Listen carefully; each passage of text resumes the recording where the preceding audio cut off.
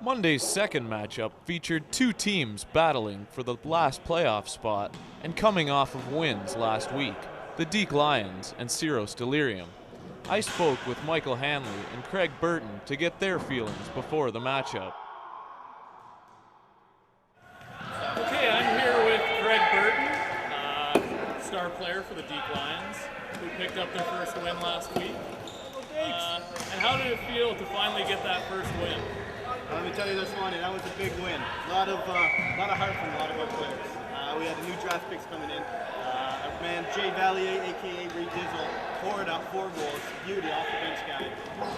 We had a lot of heart, you know. That's what the Deke Lions are about. It's about heart. So what do you think the Lions need to do to pick up their second win in a row?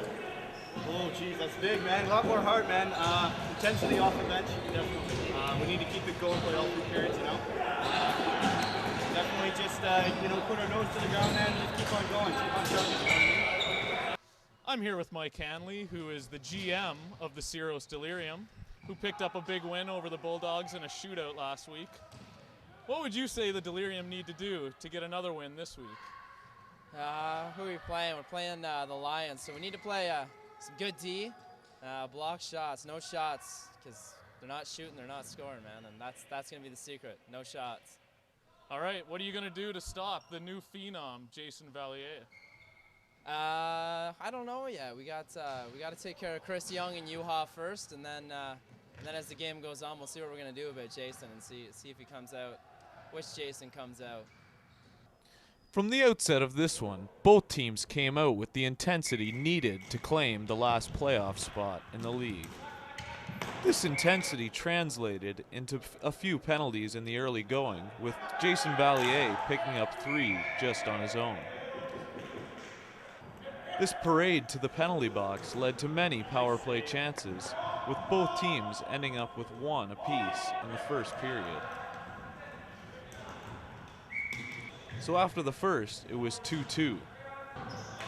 The amazing play of Sam Garrison was one big reason why the Lions were tied after the first period, and his play continued into the second, making save after save on the Syros Delirium and frustrating them into taking a timeout. After a severe tongue-lashing by Coach Gianni, the Syros Delirium came out hot and scored this goal to make it 3-3.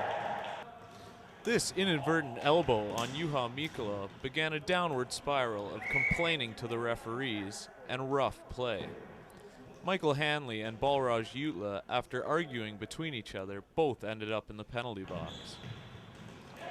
Looks like Juha's nose is still bothering him a bit.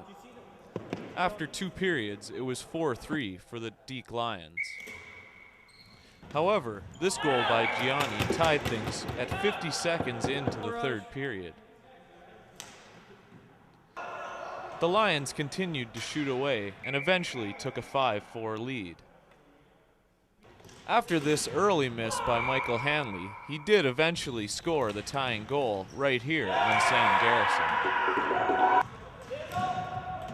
The story late in the game with the score tied 5-5 was definitely the goaltending, with both goalies making key saves to take this game to a shootout. After goals by both Ward and Mikkola and a miss by Jason Valier, Gianni had this chance to put his team ahead in the shootout.